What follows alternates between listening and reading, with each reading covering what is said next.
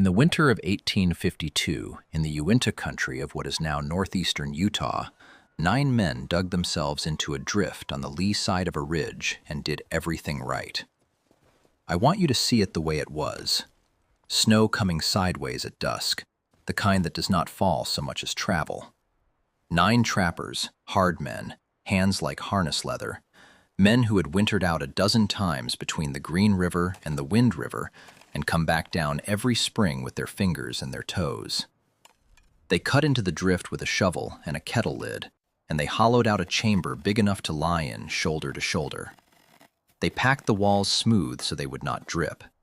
They laid spruce boughs on the floor thick as a mattress. They hung a wool blanket over the mouth and packed the seams with loose snow until not one thread of wind could find its way in. And when it was tight, when it was quiet, when a man could hear his own heart in there, one of them carried in a shallow iron pan of coals from the outside fire and set it in the middle of the floor so the chamber would hold a little warmth through the night. That shelter was warm. That is the part nobody wants to hear. That shelter was warm and dry and out of the wind, and in the morning, 8 of those 9 men were dead in it, laid out in their blankets with no wound on them and no sign of struggle, and food still in their packs.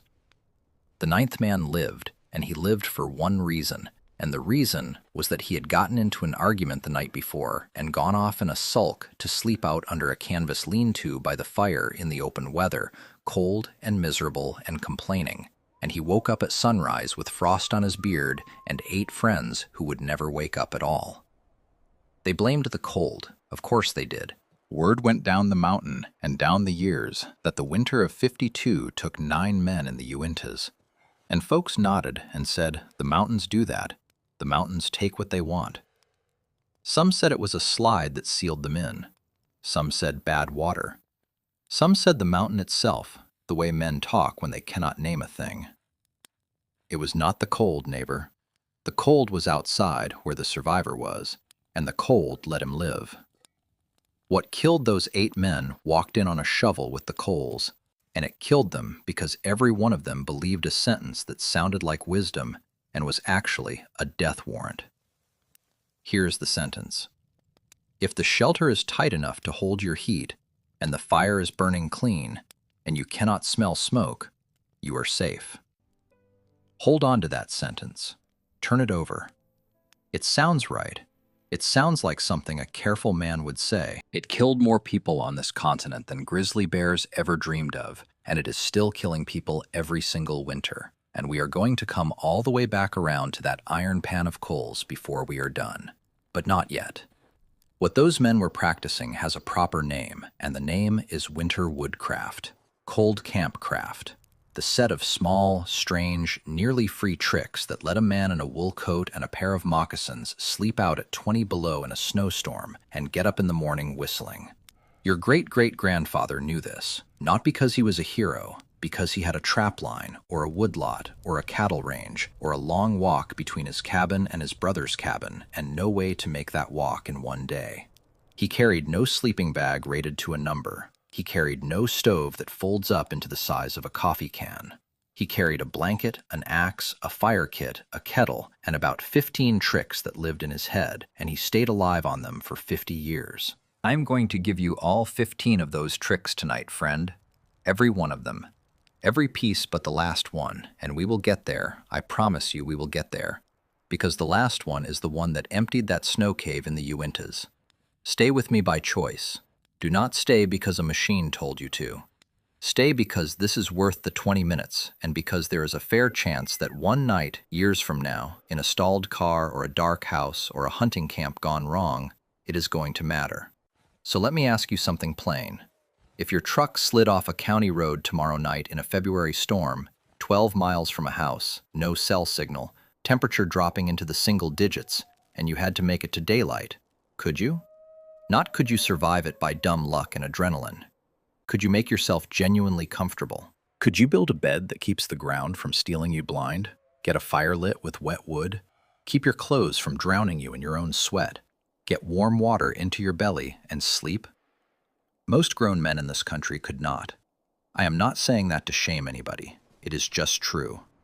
Most grown men in this country would sit in the driver's seat with the engine running and the tailpipe packed in snow, which is very nearly the exact same way those 8 trappers died, and their great-grandfathers could have done the whole thing in their sleep with an axe and a blanket. That gap is what we are here to close. Not with fear, with competence. My name is Caleb Wren. I am the 7th generation on this ridge in the southern Appalachians. My people came up this hollow in the 1790s and have not managed to leave since. My father died when I was 6 years old, and my grandfather, Amos, took me on and raised me. And Amos was a man who could not stand the idea of a thing being known and then unknown. When he got sick, he sat me down at the kitchen table with a leather journal he had bought in Knoxville, and he made me copy out everything he knew in my own hand, because he said a man remembers what his hand writes. Weather signs, hog killing, root cellars, fire lays, 15 pages on winter camp alone. He made me promise I would not let it die with me. That journal is on my desk right now with a rubber band around it because the binding gave out years ago. This channel is me keeping that promise. That is all it is. Now here is the thing I want you to understand before we start, and it is the thing that puts a little iron in my voice. Winter woodcraft did not die because it stopped working. It works exactly as well tonight as it worked in 1852, because snow has not changed, and wind has not changed, and the human body has not changed. It died because, starting around 1946, when the war surplus flooded the sporting goods stores and the mail-order catalogs learned what they could do with a color photograph, a whole industry figured out that there is no money in a man who knows how to make a bed out of spruce boughs, and a great deal of money in a man who believes he needs an $800 sleep system to survive one night in October. Somebody made a fortune the day your family forgot they could do this themselves. By the end of tonight, you will know the whole method, all 15 tricks, and you will know the one step that got quietly stripped out of the talk, the one nobody sells because nobody can put a price tag on a hole the width of your fist. Before we get into the meat of it, go on and pull the trigger on subscribe. Not for me. I am fine. Do it because the buried skills we drag back into daylight around here have a way of showing up in your life about 6 months after you learn them, and you are going to want the next one. All right, here is the shape of it. There are 15 tricks in Amos Wren's journal for staying alive and comfortable in winter, and they sort themselves into 6 pieces. 6. Ground, cloth, fire, water, fat, and air. Miss any one of the first 5 and you have a bad night. A genuinely bad night, the kind where you lie there with your knees pulled up shaking until sunrise, and you cannot stop thinking about the fact that you are 11 miles from your kitchen. Miss the last one, the 6th one, and there is no bad night. There is no shivering, there is no fighting. You just get sleepy and warm and comfortable, and you do not come back. Most people who take up cold camping get the first 3 pieces about half right on instinct. They know they need a fire. They know they need a coat. They stumble into a fair bit of it. But the 6th piece has been quietly stripped out of the conversation for 100 years. And the reason it has been stripped out is that it is the one piece where the answer is do less, buy nothing, and cut a hole in your own shelter. And the real question is not what we forgot, friend. The real question is who cashed the check when we forgot it. Piece 1. The ground. Picture a January evening in 1880, a man on snowshoes in the Adirondacks, coming into a stand of balsam an hour before dark. He does not build a shelter first. He does not build the fire first. The first thing that man does is cut boughs, and he cuts them for the better part of an hour, and he lays them like shingles on a roof, butt ends down and toward the foot, tips overlapping, layer on layer on layer, until the pile is knee-high before he ever sets foot on it. Then he tramples it down, and it settles to about the thickness of a good mattress, and it smells like Christmas and turpentine, and it will hold him up off the snow all night long. Here is why. The ground is not passive. The ground is a thief, and it is a faster thief than the air. Cold earth and cold snow pull heat out of a body by direct contact many times quicker than still air of the same temperature does, and the worst of it is that your blankets and your coat are worthless underneath you because your own weight crushes the loft flat. Insulation is nothing but trapped air. Squash the air out and you are lying on a bedsheet. So the rule from the old woodsman and from every cold weather manual the United States Army has ever printed is the same rule. You need more insulation under you than over you. How much? Compressed, you want 4 to 6 inches of springy material between your body and the frozen ground, and 8 is better if you can get it. That can be balsam or spruce boughs if you are somewhere it is legal and ethical to cut them.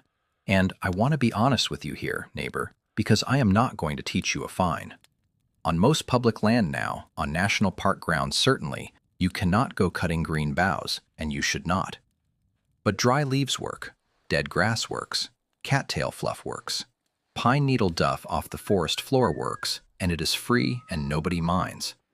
A garbage bag stuffed with any of it works. The empty pack under your hips and the coiled rope under your shoulders work. 4 to 6 inches, compressed, from your shoulders to your knees. Head and feet can hang off, the core cannot. And here is a second trick inside the first one, and it is the one that separates a rough night from a real sleep. Dig a hollow for your hip. Lie down on the bed before you commit to it, roll onto your side, and scoop out a shallow depression where your hip bone lands and another where your shoulder lands. Your great-grandfather did that in 10 seconds without thinking. A bed you have not fitted to your own body will wake you up every 40 minutes, and every time you wake up, you lose heat. Ground first, bow deep, hip hollow, loft dry, then lie down. That is not folklore.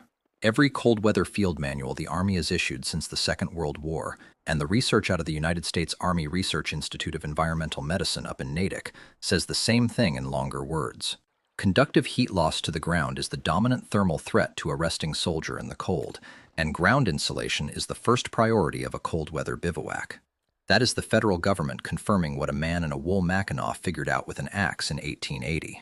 The number one botch on this step is building the bed too thin because you are cold and tired and you want the fire lit. You throw down 2 armloads instead of 8. You tell yourself it will do, and at 2 in the morning, you wake up with a stripe of ice ache running from your shoulder blade to your tailbone, and you cannot fix it in the dark. That stripe does not warm up. It just spreads. I know exactly how that feels because I did it in front of my grandfather when I was 11 years old. We were out on the far end of the ridge in November, and I was sick of cutting hemlock tips, and I quit early, and I told him it was plenty. Amos looked at the bed, and he looked at me, and he did not say one word. He went and cut his own, and he cut it deep, and I lay awake all night on my sorry little pile of twigs with the cold coming up through me like water through a sponge, listening to that old man snore. At breakfast, he handed me coffee and said, "Now you know." That was it. That was the whole lecture. I have never built a thin bed since.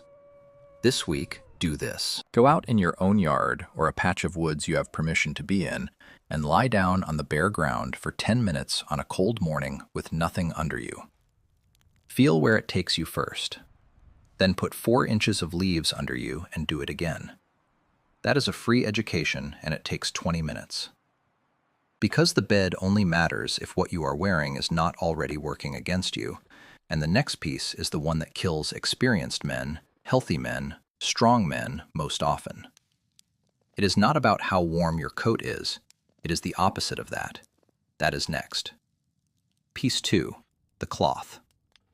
1904, a logging road in the Upper Peninsula, and a young sawyer walks 4 miles in to camp in the morning in a wool shirt and a heavy coat, and by mile 2 he has got a good sweat going because he is young and he is walking hard, and he does not stop and he does not open his coat because it is 9 degrees out, and only a fool opens his coat at 9 degrees. He gets to camp soaked to the skin under all that wool, and he stands still for 20 minutes waiting on the crew boss, and inside of half an hour he is shaking so hard he cannot hold his own axe. Here is the whole secret of winter clothing, and it is going to sound backwards, and every mountain man and every trapper and every Arctic traveler in history has said the same thing. You do not dress to be warm. You dress to stay dry. Sweat is the enemy. Sweat is water, and water pulls heat out of you about 25 times faster than air does, and once your insulation is wet, it is not insulation anymore. It is a wet rag holding you against a cold night. So the old rule and the modern military rule and the same rule word for word. Be bold, start cold. When you begin moving, you should be slightly uncomfortable. You should be a little chilled for the first 5 minutes. If you start out cozy, you are going to be soaked in 15 minutes. And the second half of it is that you vent before you sweat, not after. The old-timers did this with buttons and hooks. Open the coat, take off the hat because a bare head sheds heat fast and it is the quickest thermostat you own. Roll the cuffs, loosen the collar. The instant you feel the first prickle at the small of your back, you stop and you shed a layer, even if it means stopping 5 times in a mile. Amos called it working cold. He said a man who is comfortable while he is working will be miserable when he stops. Wool over cotton, always, and this is not nostalgia, it is physics. Wool fibers are crimped, so even soaked they hold air pockets and keep something like half their insulating value, and wool holds a great deal of moisture in the fiber before it feels wet against the skin. Cotton does the opposite. Cotton collapses, holds water against you, and dries slower than anything. Denim is the worst thing you can wear into a winter woods, and it is what half the country puts on to go outside. Wool, or modern synthetic fleece which does the same job, is the whole answer. And here are 3 small tricks from the journal that are worth more than most of what is hanging in the gear store. First, carry a second pair of dry socks against your chest, inside your shirt, and swap them at camp. Your body heat dries the wet pair while you sleep, and you rotate them every day. Second, wear a loose layer over a fitted one, never 2 tight layers, because tight layers crush the air out and give you cold feet and cold hands from the pressure alone. Third, keep a dedicated sleep layer, a set of long underwear or a wool shirt that you never wear while moving and never let get damp. You put those on only when you crawl in for the night. Sleeping in the same clothes you sweated in all day is how strong men wake up shivering. Start cold, vent early, wool close, dry socks. Sleep clothes stay dry. The Army says this in its cold weather doctrine with an acronym I will not use because we do not use letters here. But the substance is exactly what I just told you. Keep clothing clean, avoid overheating, wear it loose and in layers, and keep it dry. And of those 4, the one they underline is avoid overheating.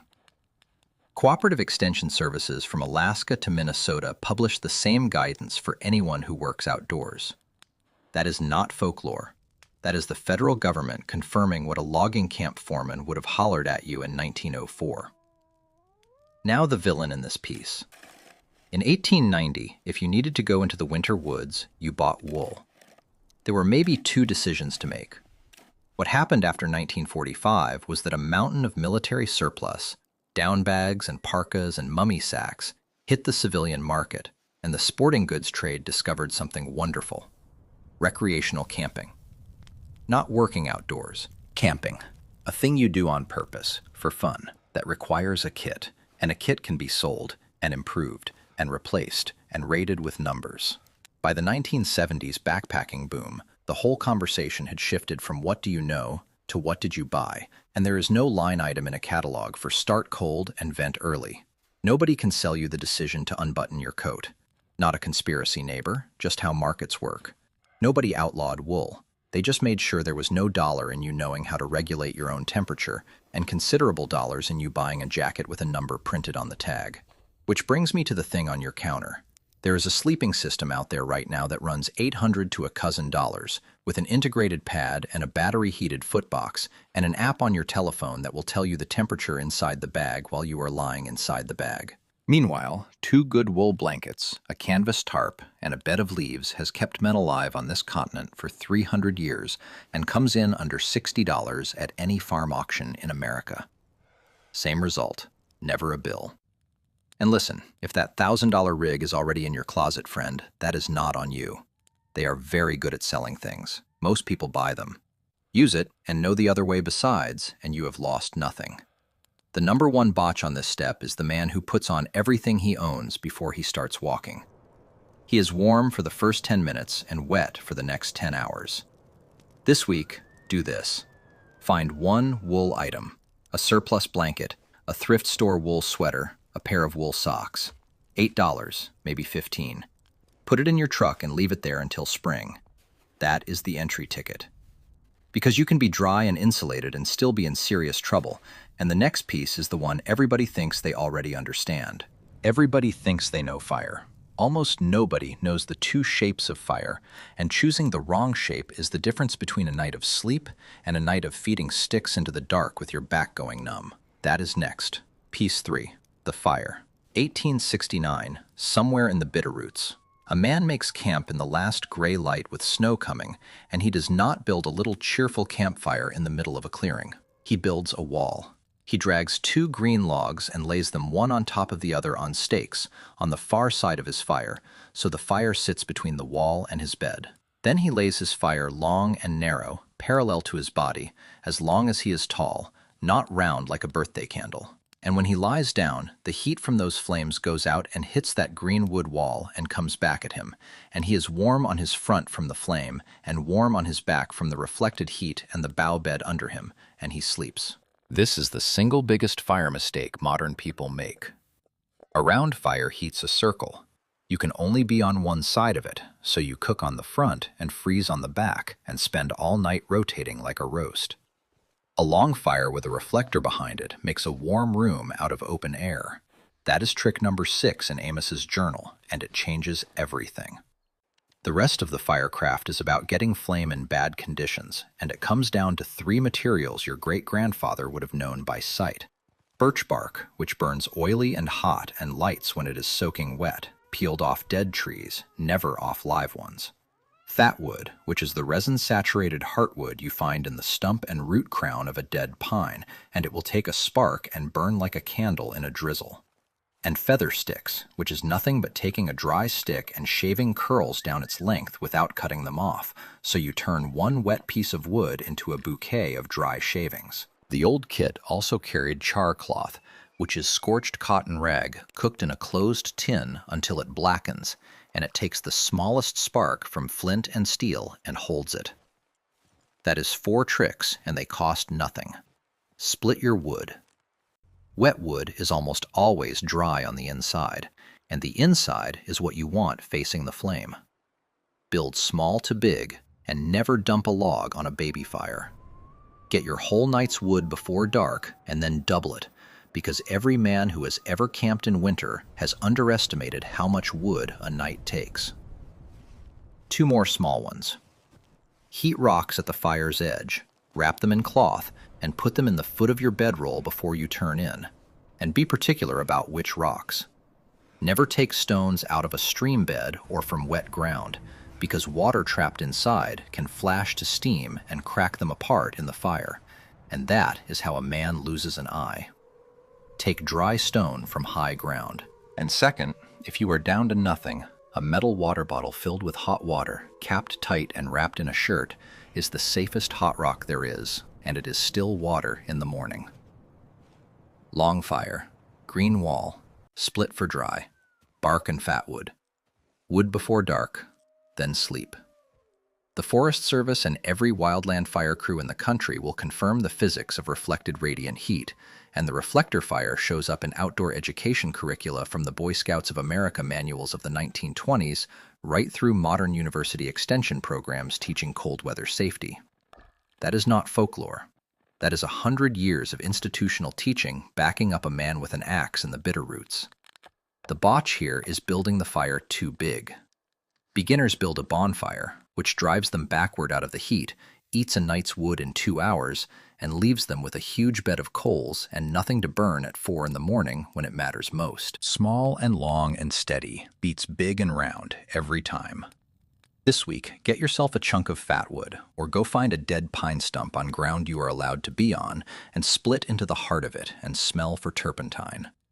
Shave a pile of curls and light it with 1 match on a wet day. When it takes, you will grin. Everybody does. But fire brings its own problem, and it is a problem so quiet that most people would not believe me if I named it now. Hold that thought, because we have got 2 pieces to get through first, and the next one is the one that fools people into thinking they are freezing when they are actually something else entirely. That is next. Pattern break, friend. Everything I have told you so far is the easy part. The ground, the cloth, the fire, that is the part that shows up in every book and every video, and it is all true, and it is all useful, and it will get most people through most nights. But there is a whole second half to this, and the second half is where the survival myths were born and where men actually died. From here on, we are in the territory of the invisible, things you cannot see, cannot smell, cannot feel coming. A man freezing to death knows he is in trouble. The three that killed the most people out west did not announce themselves at all. Stay close. Piece 4. The Water. Winter of 1897, on the trail into the Klondike. A man is climbing with 100 pounds on his back at 15 below, and he is thirsty, and there is water everywhere in the world around him in the form of snow. And so he does what any thirsty man does. He scoops up a handful and eats it. And he keeps doing that all day. And by evening, he is stumbling and slurring and dropping things, and everybody says the cold has got him. Cold has got him, but he built the trap himself. Here is the thing almost nobody knows. You dehydrate faster in winter than in summer. 3 reasons, and all 3 are real. First, cold air holds almost no moisture, so every breath you exhale strips water out of your lungs. And at low temperatures, with hard breathing, you can lose a remarkable amount of fluid that way in a day.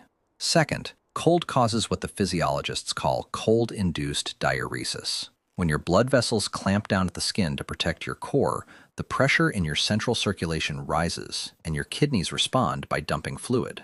That is why you have to get up and pee all night in a cold camp. Your body is throwing water away. Third, and this is the plain human one, nobody feels thirsty when they are cold, so nobody drinks. And a dehydrated body cannot keep itself warm. Thick blood moves poorly. Circulation to the fingers and toes drops off. Dehydration makes you far more likely to get frostbite and far more likely to slide into hypothermia. And worse than that, dehydration and hypothermia look almost identical from the outside. Confusion, clumsiness, slurred speech, poor judgment. Now, eating snow. Do not do it, and here is the arithmetic. Snow is mostly air.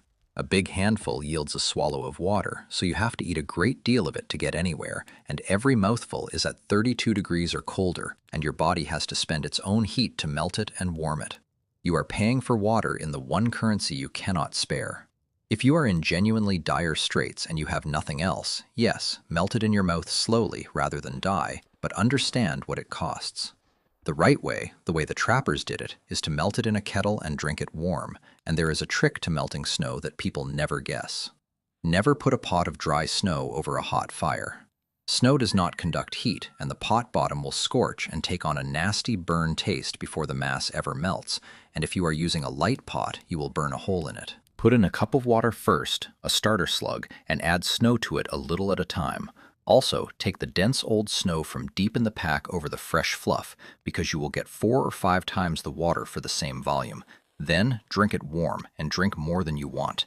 The old standard was a hot drink first thing in the morning, and a hot drink last thing before sleep, and the last one matters more than people think, because warm fluid in your belly at bedtime jumpstarts you at the exact moment your metabolism is about to drop. Sassafras, spruce tip, mint, coffee if you had it, it did not matter much. It was the heat and the water. And one more trick. Store your water bottle upside down in the snow overnight. Water freezes from the top surface down, so if the bottle is inverted, the ice forms at the bottom of the bottle and the cap stays free. That is a 100-year-old trick that saves you from chipping at a frozen cap with a knife at daylight. Starter water. Dense snow. Melt slow, drink hot. Drink more than you want. Bottle upside down. The Centers for Disease Control and Prevention and every occupational cold safety program in the country now list dehydration as a primary risk factor for cold injury and instruct outdoor workers to drink warm, sweet fluids on schedule rather than by thirst. That is not folklore, friend. That is the federal government writing down what a Yukon packer learned the hard way in 1897. The number one botch on this step is waiting until you feel thirsty. By the time you feel thirsty in the cold, you are already well behind, and the thing you will notice first is not thirst. It is that you have gotten stupid. You will put your mitten down and not be able to find it. You will make a bad decision about a river crossing. This week, do this.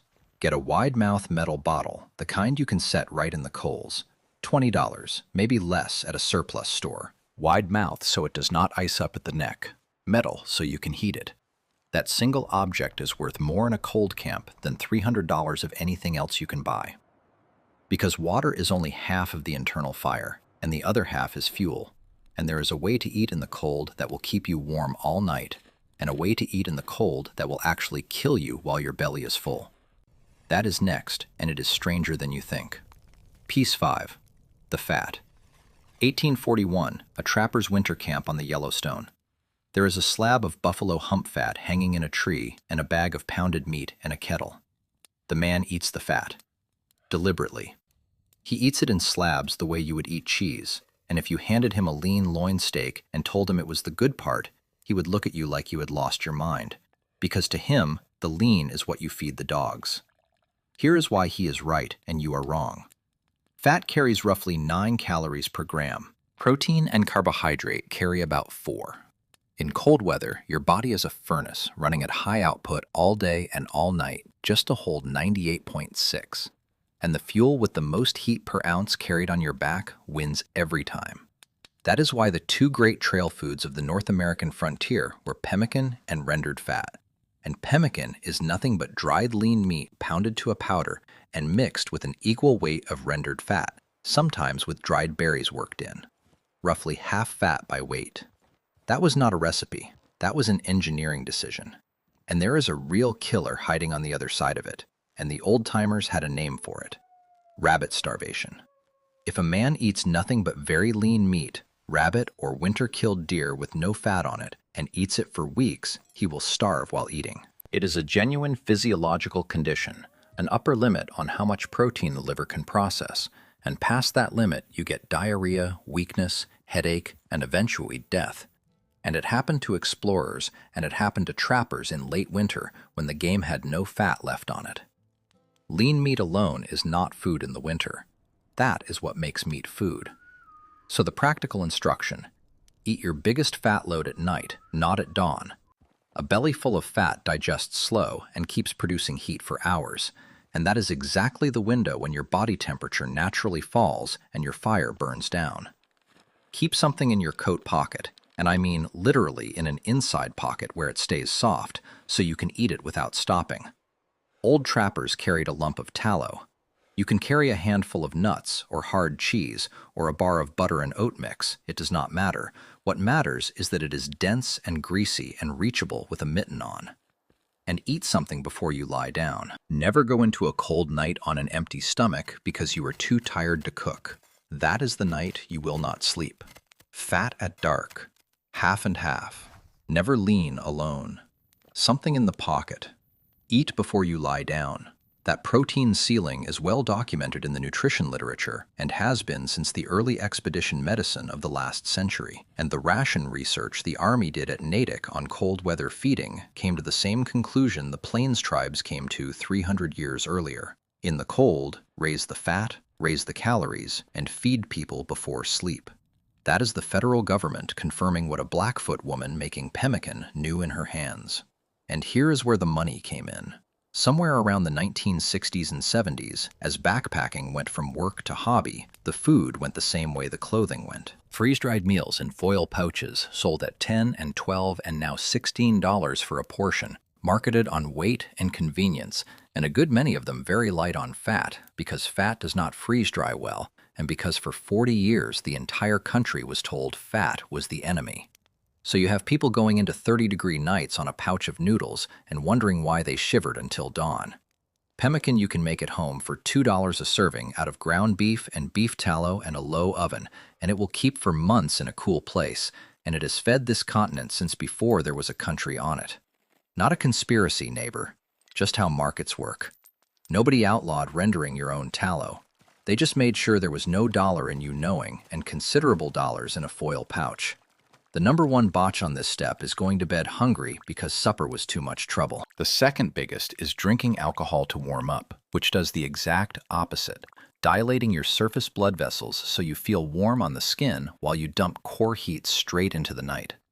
More people have frozen to death feeling pleasantly warm from whiskey than from any other cause on the northern plains. This week, do this.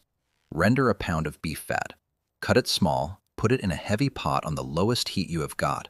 Let it melt out over 2 or 3 hours. Strain it into a jar. That jar of tallow costs you almost nothing, keeps for a year in the cool, and it is the base of pemmican, waterproofing for boots, and the best fire starter in your house. Pattern break, friend. Everything up to this line is the part I can teach you with a clear conscience and turn you loose on. Ground, cloth, fire, water, fat. 5 pieces. Get those 5 and you are ahead of 99 men out of 100, and you will be comfortable in weather that would put your neighbors in an ambulance. But now we come back to the Uintas. Now we come back to 8 men lying in a warm, dry, beautifully built shelter with food in their packs and no mark on any one of them. Because those men had all 5 of the pieces I just gave you. They had the bough bed, they had the wool, they had the fire, they had water, and they had fat. They were expert. They were better at this than you or I will ever be, and they were dead by midnight. And the man who lived was the one who did everything wrong and slept out in the weather like a fool. This last piece is the one that has been stripped out of the talk. Not because anybody hid it, because it is the one piece of wintercraft where the answer is to make your shelter worse. Stay with me. Piece 6. The air. Let me take you back inside that snow cave, slow. It is coming on dark and the wind is up. 9 men have worked 2 hours in the drift, and they are pleased with themselves, and they have every right to be. The chamber is dug well. They have done the thing almost nobody knows to do, which is to dig the sleeping platform higher than the entrance so that the cold air, which is heavy, runs downhill and pools in a trench by the door and leaves the warm air up on the shelf where the men are. That is a genuine trick, and it works, and it is the reason a proper snow shelter will sit at right around freezing inside while it is 30 below outside. They have smoothed the ceiling into a dome with the flat of a hand so that the meltwater runs down the walls instead of dripping on their faces. That is the other real trick. And then they hang the blanket. And then they pack the seams with loose snow, every gap, every crack, careful as a man caulking a boat, because everything they have ever been taught tells them that a tight shelter is a warm shelter. And then a man carries in the iron pan of coals. Those coals are not flaming. They are red and quiet and gentle, and they throw a beautiful heat. And if you have never sat by a pan of coals in a small closed room, you cannot imagine how good it feels after a day in the wind. But a fire that is starving for oxygen does not simply go out. It changes what it makes. A fire with plenty of air burns carbon all the way to carbon dioxide. A fire that is smoldering, banked, choked, or short of air burns carbon only halfway. And what it produces instead is carbon monoxide. And carbon monoxide has no color, it has no smell, it has no taste. It does not sting your eyes, and it does not make you cough. There is not one thing about it that a human being can detect with any sense he was born with. What it does inside a man is take his blood away from him. Carbon monoxide binds to the hemoglobin in your blood more than 200 times more readily than oxygen does, and once it is on there, it does not let go easily. So your blood is full, and your lungs are working, and your heart is beating, and you are suffocating anyway, molecule by molecule. And here is the cruelty of it. The first symptoms feel like being tired, a dull headache, a little nausea, a heaviness, confusion that you are in no condition to notice because the organ that would notice it is the one being starved. Men in that state do not get up and go outside. They lie down. They pull the blanket up. They feel warm and drowsy and grateful, and they go to sleep. And in a sealed space with an active source, it does not take long at all. 2 hours, maybe less. 9 men went in, 8 did not come out. And the one who lived was the one out in the open air with frost in his beard, cussing them all, breathing. So here is the missing step, the one that was worth all this walking. Air in, air out. Always. 2 holes, never one. One low, near the floor by the door, to let fresh air in, and one high, up through the roof, to let bad air out, because warm gas rises, and it needs somewhere to go. A hole the width of your fist through the roof, punched with a stick, and you leave that stick in the hole, and you check it and clear it every couple of hours all night long, because blowing snow will glaze it shut, and drifting snow will bury it, and you will never feel it happen. In a snow shelter, that stick is not a convenience. That stick is your life. And now the honest part. And I want to say this plainly because this is where I stop being a storyteller and start being a man who does not want to get anybody hurt. I am not your safety inspector, friend. Ventilation reduces the risk. It does not remove it. The straight modern truth and the Centers for Disease Control and Prevention and every fire marshal in this country will tell you the same, is that you should never burn anything inside an enclosed sleeping space. No charcoal, no coals, no camp stove, no lantern, no heater, no grill, not in a snow cave, not in a tent, not in a garage, not in a closed vehicle. Cook outside or in the doorway with your head in the open air. Heat your shelter with your own body, your bed, and hot rocks that have been heated outside and carried in, which is exactly how your great-grandfather did it in the first place. And if you are going to run a stove in a canvas wall tent with a proper chimney, the way old timber camps did, then you spend $25 on a small, battery-powered carbon monoxide alarm and you hang it at head height. And that is the single best use of modern technology in this entire story. That is the one gadget I will tell you to buy. It does the one thing no sense you own can do. Fire outside, heat inside. 2 holes, always, low in and high out. Nothing burns where you sleep. Every time. Now put the whole method together and say it with me, because this is the master litany and it is the whole of the thing. Ground steals fastest, sweat kills quietest, fire needs a wall, water goes down warm, that burns longest, and air comes first, last, and always. 2 hours, 8 men, 1 hole the width of your fist. That is the arithmetic, neighbor.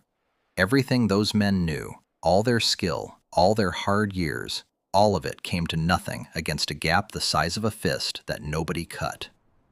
And I want to say something to those of you who have been running a little propane heater in a tent for years, or sleeping in a truck with the engine idling, or bringing the grill into the garage on a cold night.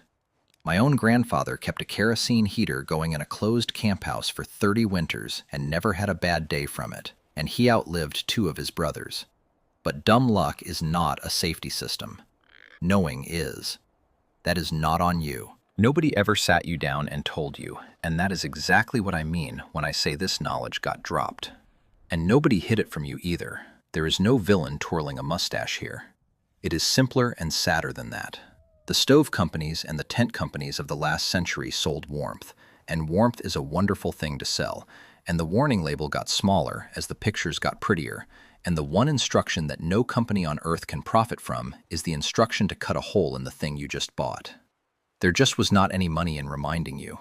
So here is the whole method, all 6 pieces and all 15 tricks in order, and I want you to hear the shape of it. Ground first. Cut deep, bough or leaf or grass. 4 to 6 inches compressed. Hollow for the hip. Hollow for the shoulder. More under you than over you, always. Cloth second. Start cold. Vent before the sweat, not after. Wool close to the skin, loose over tight. Hat off when you climb and hat on when you stop. Dry socks against your chest. Sleep clothes that never see a day's work. Fire third, long, not round. Green wall behind it to throw the heat back. Split for the dry heart. Birch bark, fat wood, feather sticks, char cloth. All the wood you think you need before dark, and then that much again. Dry stone from high ground, never from the creek, heated and wrapped for the foot of your bed. Water fourth. Never eat snow if you can melt it. Starter water in the pot first. Dense old snow, not fluff. Drink it hot, drink at dawn, drink at dark, drink before you are thirsty. Bottle upside down in the snow so the cap stays free. Fat fifth. Half fat by weight in the pounded meat. Never lean alone or the leanness will kill you with a full belly.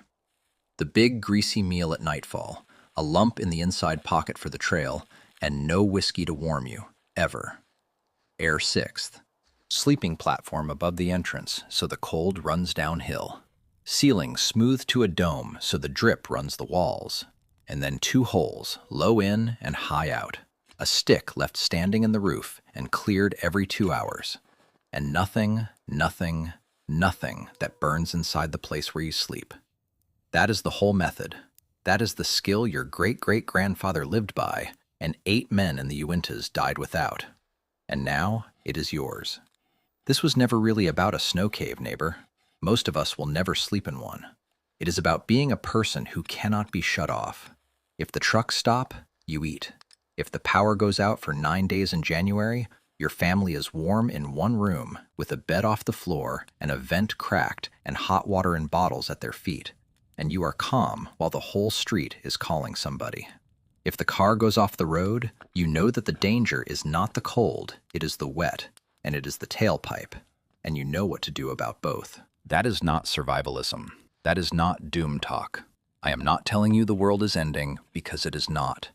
That is ordinary competence, the plain, everyday kind that every adult on this continent used to have, that got quietly taken from you while you were busy and that you just took back in 20 minutes. Here is your one small Saturday. You do not need a mountain. Pick a cold night in your own backyard where the house is 40 feet away and nobody is in danger. Rake up an armload of leaves and pile them 4 inches deep and lie down on them with 2 wool blankets and a tarp and nothing else. Build a small, long fire with a couple of green logs stacked behind it.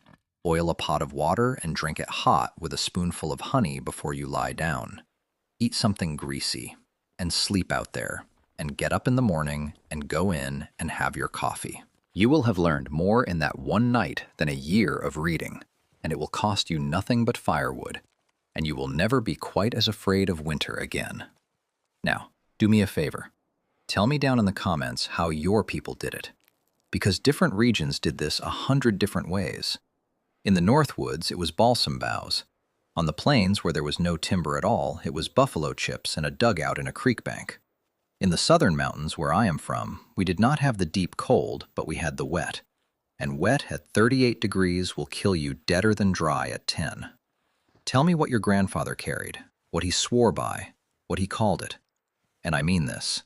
The story that gets the most comments is the story I go deep on next. Next time, we are going into the 2-cent trick that let a homestead family put 500 pounds of potatoes, turnips, and cabbage into the ground in October and dig them out sweet and firm in May, with no electricity, no freezer, and no cannery.